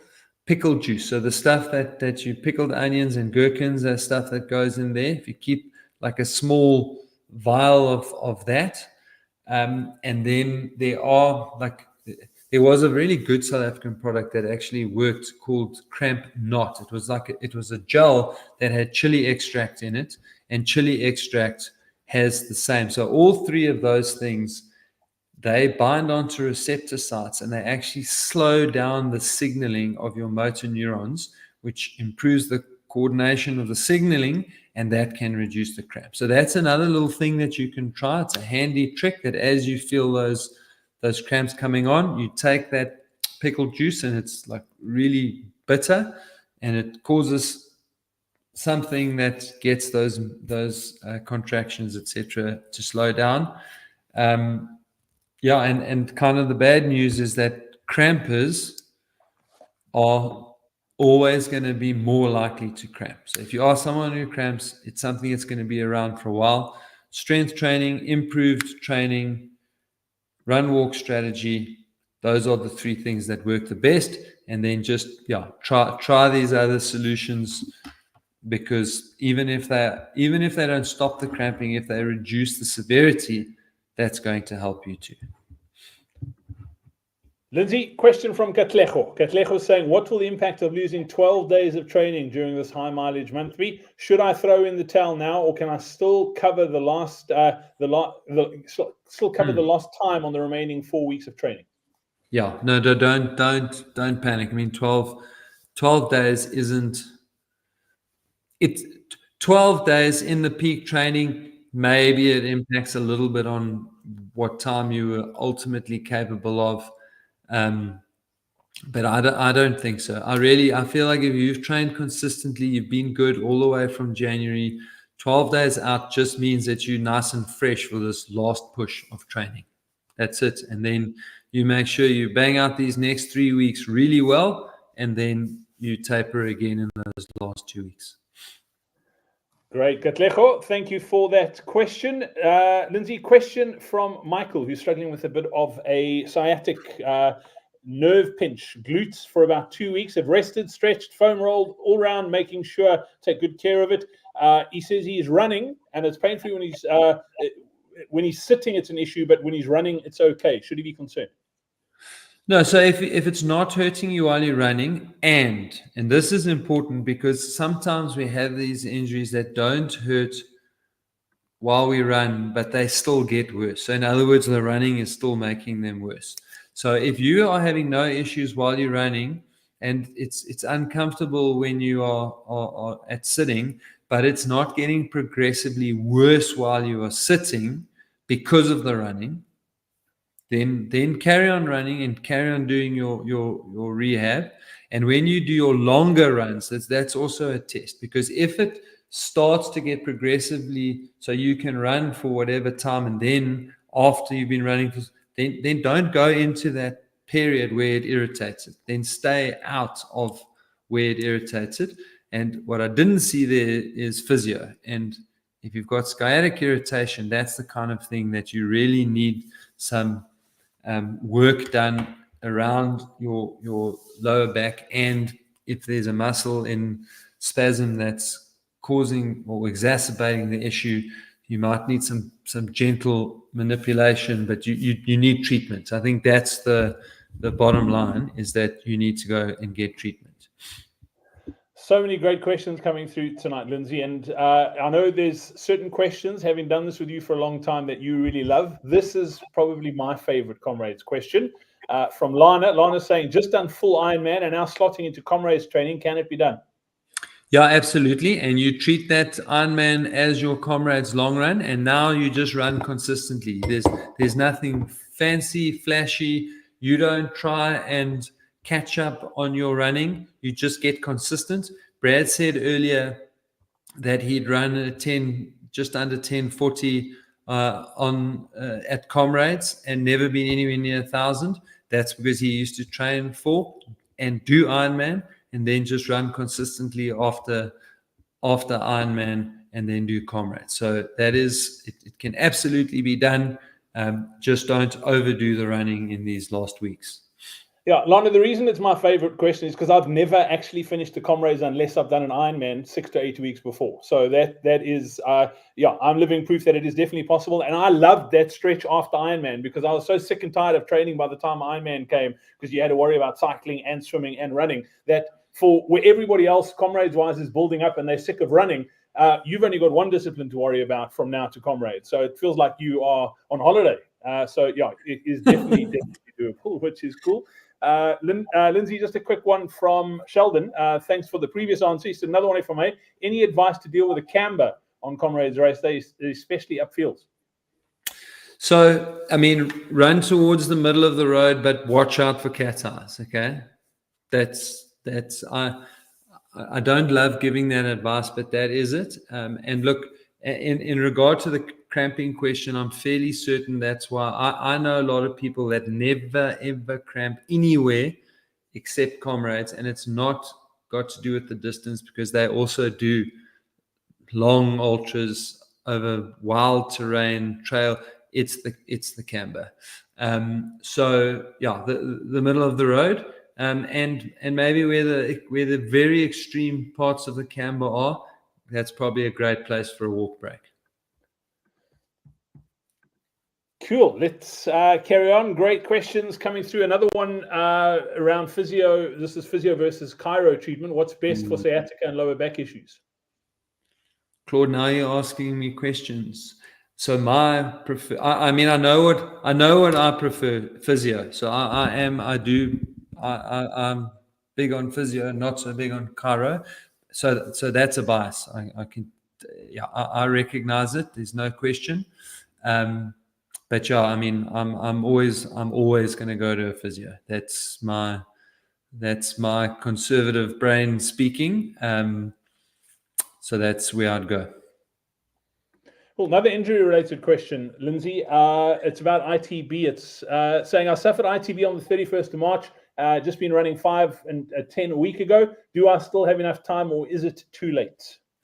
No, it's not too late. It's a similar question to everybody else's. You've just got to be consistent now and build yourself up to build your confidence up, and stretch those hip flexors.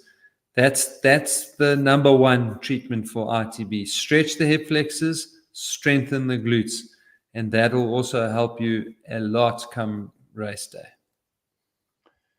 Fab. Right. I'm just looking to see if there are any questions there were a couple that were like quite similar. So I just want to make sure we haven't missed any. Here we go. This one from Julie. Let me pop this up. Julie, I ran Irene Ultra and then Loskop, which was about a week or two earlier than your suggested date for the long run. Is it okay is this okay, or do I need to fit in another marathon before race day? No, I mean, those two are already very close to each other. I don't love ultras and marathons being that close together. So you've definitely done enough long runs. From here on in, I'd be like in the 30, maximum 36K range until we go into the taper. Cool. Question from Nick. Lindsay, how do the Comrades Hills compare to Constantia Neck and Chapman's Peak? If I ran both of them in oceans with no walking, can I try and run all the Comrades Hills? My ego would like the satisfaction. One thing that'll happen is people will greet you on the Comrades Hills. They don't greet you in Cape Town. Nick, I always tell people that one of the main reasons I became a coach was so that people could learn without making the mistakes that I made. If you do not, I've only cramped badly in 2 races in my life. SA Duathlon Championships when I was a junior, and we did a full distance duathlon down in Stellenbosch, and the other time was when I had this attitude on the 2017 uprun, and I was like, nobody needs to walk on the hills, or not nobody, I don't need to. And in poly shorts in particular, I was like, I'm not walking up poly shorts. And I ran all the way over poly shorts, and when I got to the top of poly shorts, I was well on track to run under 650, probably somewhere in the region of 645. I could just keep going.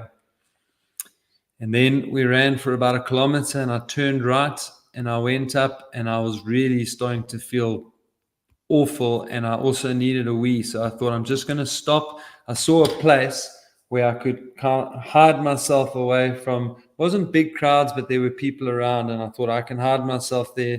I don't have to expose myself to anybody.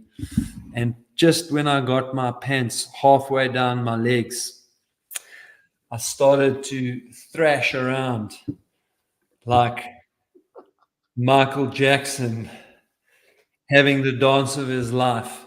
And I couldn't control my body movements, and I was cramping everywhere and flapping myself around for everybody to see. And there was this Indian guy that was herding his family off to the side so they didn't have to watch this lunatic with his pants around his ankles. So, Nick, the hills at Comrades are probably not too different in gradient, but they are much, much longer, and there are much, much more of them.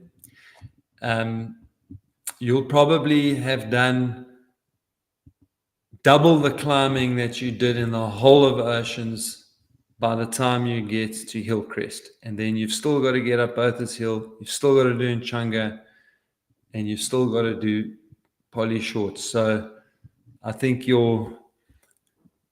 I'll predict that your ego is going to get you into trouble. Yeah, I always say walk at Comrades before Comrades makes you walk. That's because it is. Yeah. So in fact, another really cool story about walking. So Nick Bester, great storyteller. If you ever get him a glass of wine and get him talking about running. But it was he won in 92, so I think it was 94, somewhere around there. He was running, he was in 4th place, and he was gaining on 3rd place, and his brother was seconding him, and he got to Tollgate Bridge. So, I mean, that's 5 Ks from the finish.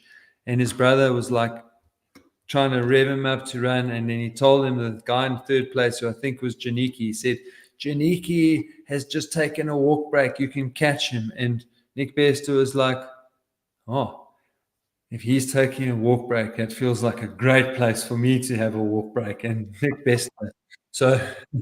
So people walk in Comrades, okay? And Brad's absolutely on it. You want to walk when it's under your control, not when you have to walk. Because when you have to walk, those walks become long and it gets difficult for you to get going again. And that's when you really start to bleed time.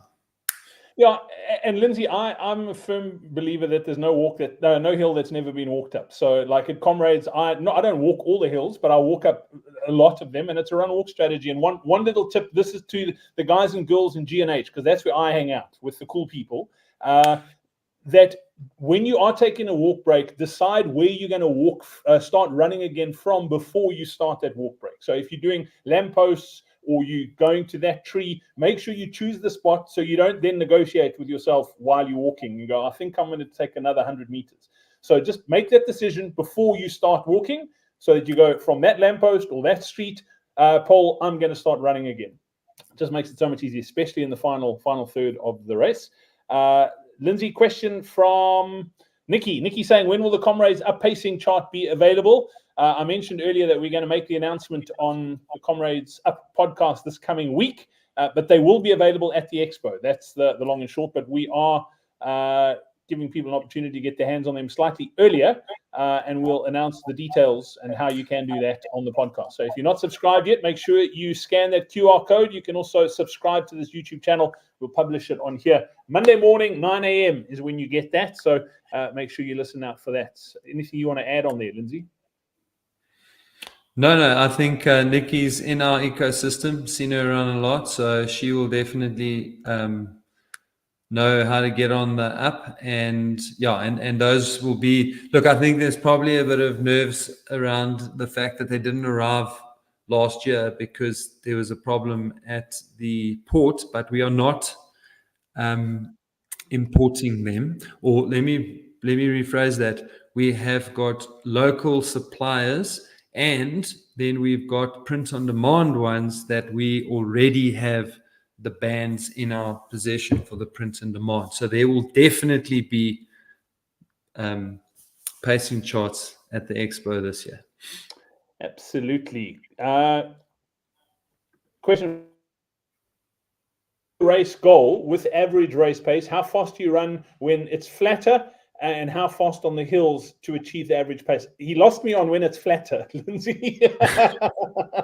So I mean, the simplest, but not, I mean, it's not easy, but the simplest way of answering that question is that the average pace is the effort. Okay, so you want to have the effort of running that average pace on flat, and as a general rule of thumb, you're going to be between 30 and 45 seconds slower than the average going up, and you're going to need to be a bit quicker than that on the down, because you've got 1,600 meters of up and 1,000 meters of down.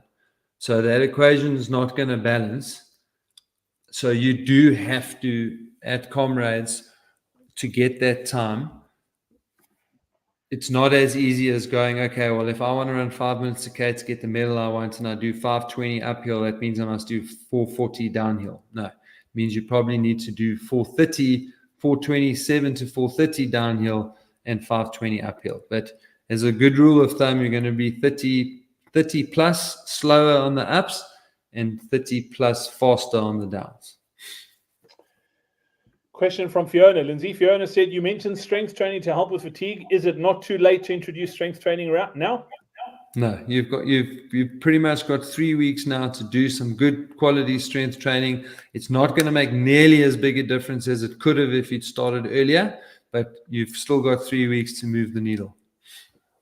I'm a bit worried about asking this next question because I think someone might be considering doing this, Lindsay, but it's a question, fun one. Has anybody attempted to run this in high heels? I don't know the answer to that question, but it literally wouldn't surprise me. I mean, people have run in rhino suits. They've run in licorice, all sorts suits. They've run as a part of a worm. They've run pushing an ice cream cart. You know, like there's I'm pretty sure superheroes have been done. I've seen a guy in a mouse suit running in a mouse suit.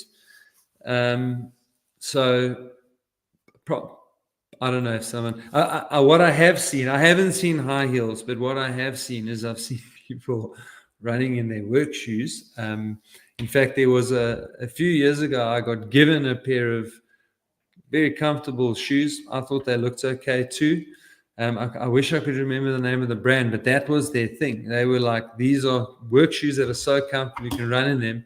And there was a guy, part of their team, who ran a silver in those shoes. I wish I could remember the brand, but those were Dinkum leather work shoes. So no, I haven't seen the high heels yet, but it wouldn't surprise me. Someone's run Comrades backwards. So we've had someone run Comrades backwards. We've had someone run Comrades on the spot, although they didn't officially get a finisher's medal because they didn't cross the start mat or the finish mat. They found him in Durban 12 hours later. He hadn't moved. I'm joking. That's not the case. That's amazing. Lindsay, question here from Dawood. Dawood saying, I'm a novice, did 2 oceans and finished my nutrition supply that I could carry. I'm worried that I won't have enough space for my feeding requirements. Will there be 32 GI gels available on the route? So 32 GI do have a sponsorship deal with Comrades. I don't know what the exact details are. So the answer to that question is there will be 32 GI products along the way. Don't know exactly what product there is, but I would, if you don't have a club that you can work with, as Brad mentioned earlier, go to the ConSport website. And if that's something that you can leverage, then they will also be able to give you, top up your supply. I think they have 3 spots along the way, 2 spectator spots and 1 that's just a nutrition station.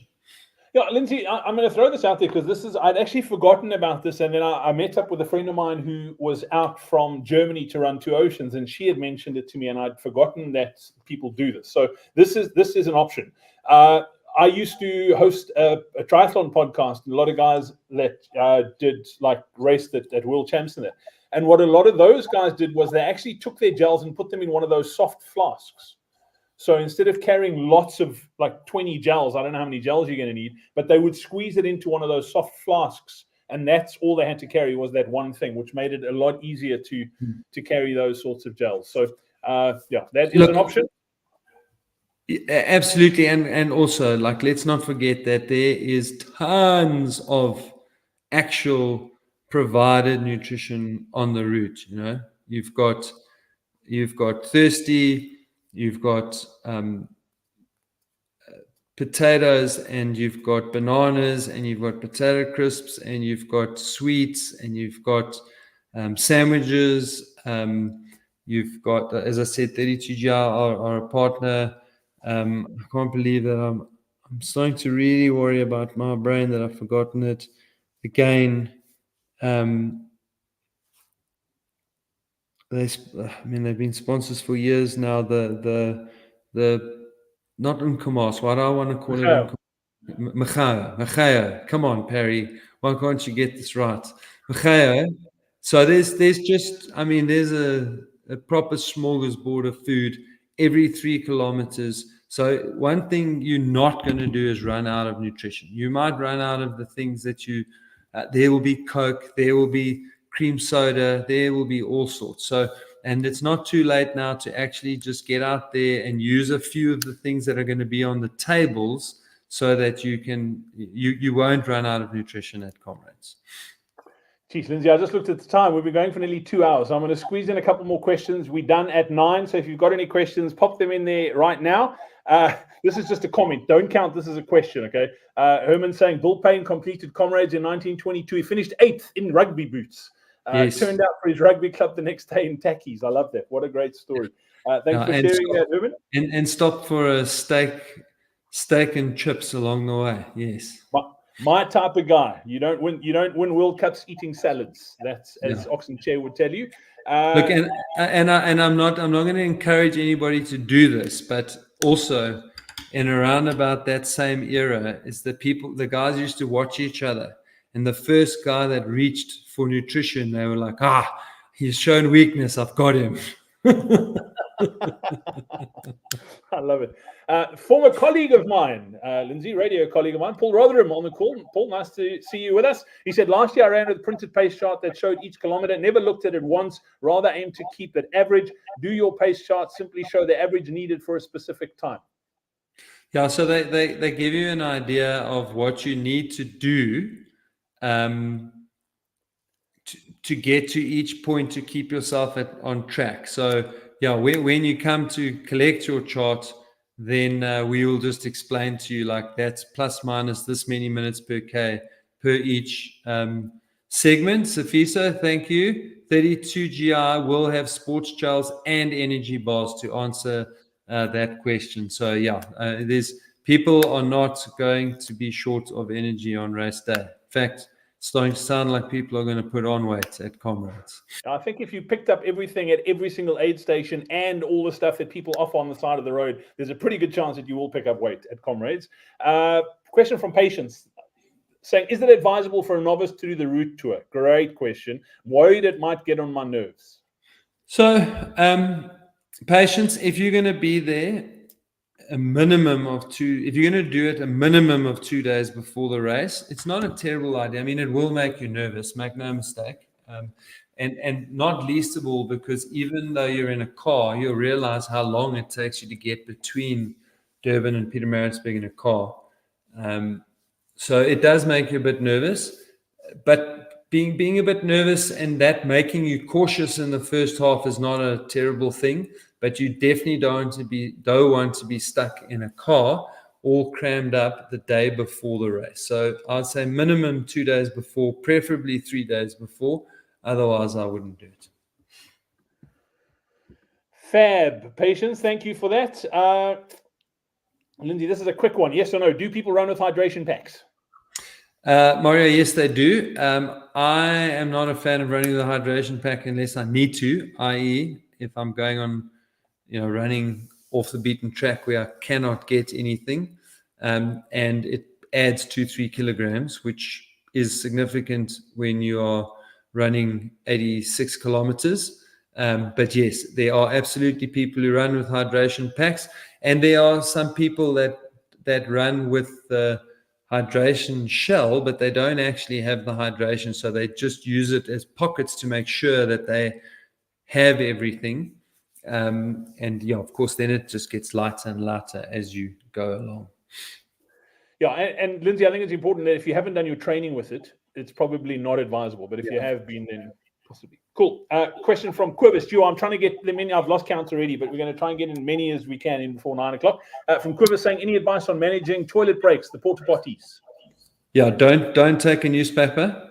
So when we're talking about that don't stop rule, it's like you're in the portaloo. There are portaloos at every single water stop. So if you get to a refreshment station and there's queues, don't get in that queue unless it's like now or never. If it's now or never, you've got to get in the queue. But otherwise, just in 20 minutes time, there's going to be another toilet where you can stop. So there'll be one every 3 Ks.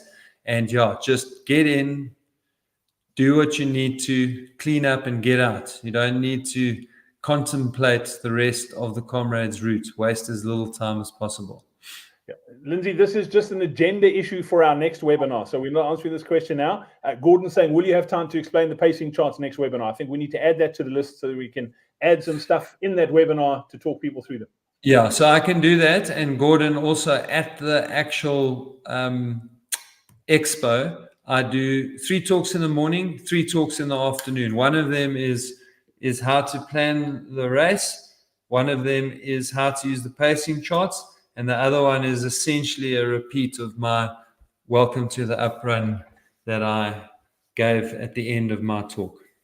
Yeah. And speaking of up, make sure you subscribe to the podcast. You can scan that QR code right now. Also, hit the subscribe button. If you haven't yet, hit the subscribe button on this YouTube channel so that you don't miss any upcoming episodes. And a massive thank you. I'm going to get Sifiso back on stage quickly just as we wrap things up, if that's cool.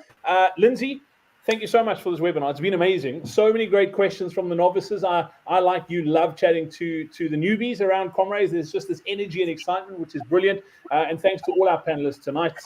Nating Bube joining us about the registration. Sifiso, to you too for all you do for the runners. Yeah, thank you so much. Parting shot from you, Coach, before I wrap things up. Yeah, awesome webinar. We can tell that the race is getting close. 5 weeks, can't believe it. Yeah, good luck for the last little stretch. Remember, the biggest risk is injury. So if you get injured, sort it out, and then plow on. And yeah, what I meant to do earlier was just have a look and see when the next or the last webinar is, and I'll give you that date quickly, and then I will sign off. But that final webinar will be on the 29th of May. That is the last webinar. Look forward to seeing everybody there.